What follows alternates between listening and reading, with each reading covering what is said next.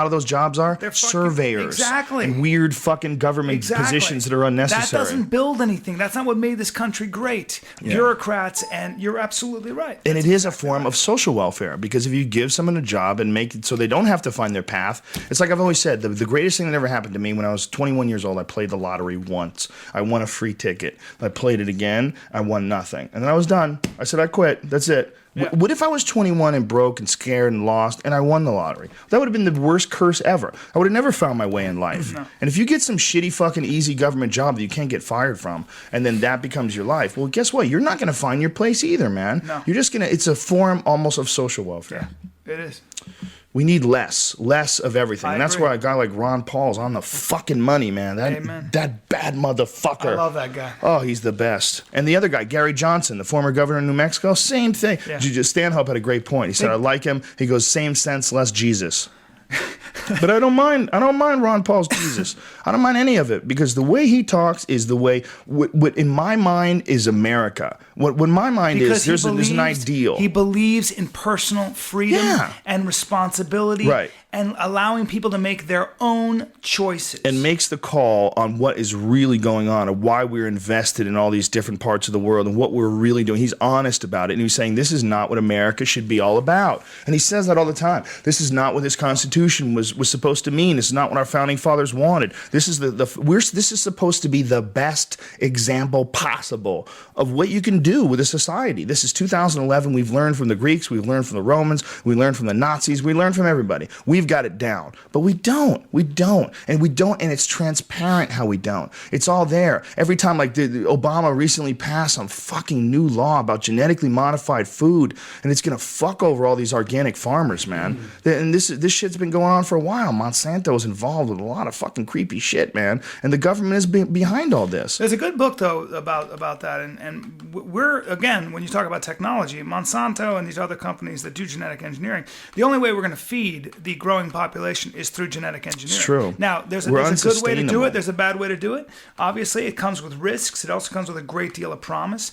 But genetic engineering is in all of your future, whether you like it or not. The real problem we don't have the soil to farm organically and feed all the people in Africa, for example, and et cetera, et cetera. Right, but the real problem is sustainability, but the real problem is also that you get to own that. You own a plant. And Monsanto is inherently, they're trying to, first of all, they tried to patent pigs. Do you know that? There's going to be a lot of that, and they're going to figure this out in the courts. But the bottom line is this. One of the promises of genetic engineering is that we will maybe never have to use any pesticides.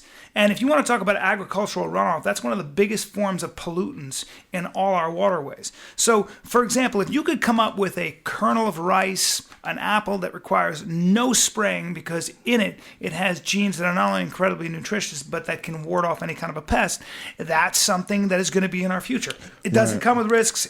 Are there problems?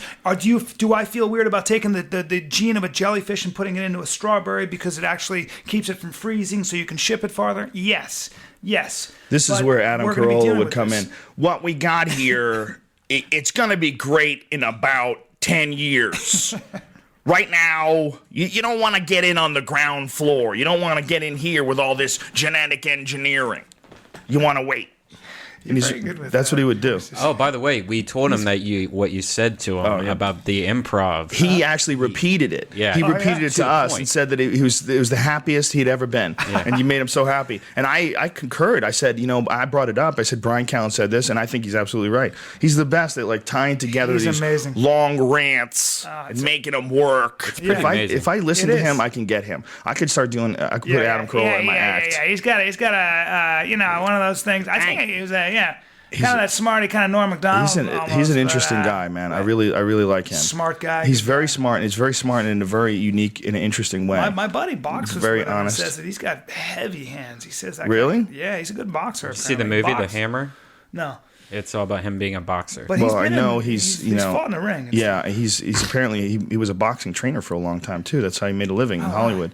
Yeah, he's a good dude, man. I really like that guy a lot. He's a great guy. He's a very unusual thinker and an unabashed gearhead. I love that too. Oh, is he? You know, yeah, he loves cars, man. I hate when people pretend. Like I read on some guy's thing, you know, he was shitting on someone for being middle aged and buying a sports car, that it was, you know, such a midlife crisis sort of a thing.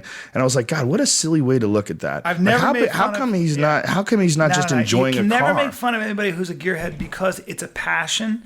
There doesn't have to be anything rational or logical about it. It's a passion. Some people love are born Ferraris. with the wrenching gene. With the wrenching. I was forced to have the wrenching gene, and I don't like it. I would rather have somebody else do it. I have the driving gene, but I want someone who knows what the fuck they're doing to fix my shit. You have the drive. You've always loved. I like, love fast cars. I'm first of all, I'm a technology fanatic. I'm obsessed with it. I've always been obsessed with any new gadget. I remember the first time I saw Pong. I was obsessed with it. I couldn't believe that someone had figured out a way to make this move something on the TV. Yeah, you were one of the first people I ever met who like had email and stuff. Like I was like, oh yeah, what's this email thing? I had a computer in '94, and I didn't send an email to anybody till like '98. Nobody had fucking email, man. Nobody. I never. Now I hardly ever talk to any of my friends. Like me, Pat and Oswald and I have been going back and forth on Twitter. I'm supposed to call him, but I'm like, God, I actually have to call somebody and make a call. It's like you can go back and forth. Talk about a funny dude. Pat I love his Oswald. writing. He's one of my favorite guys as far as like taking a premise and just beating the shit out of it and going in all sorts of weird ways with it. He's a really interesting guy. I like him a lot. He was a writer on Mad TV when I first started. Was he really? Yeah, he was a part of the original cast. You know, he was there. And I enjoy his CDs. I think he's my favorite guy to listen to. I would come in and CD. he'd have sketch ideas on the wall, and one was just explosive diarrhea, and then the other was feeling kind of rapey.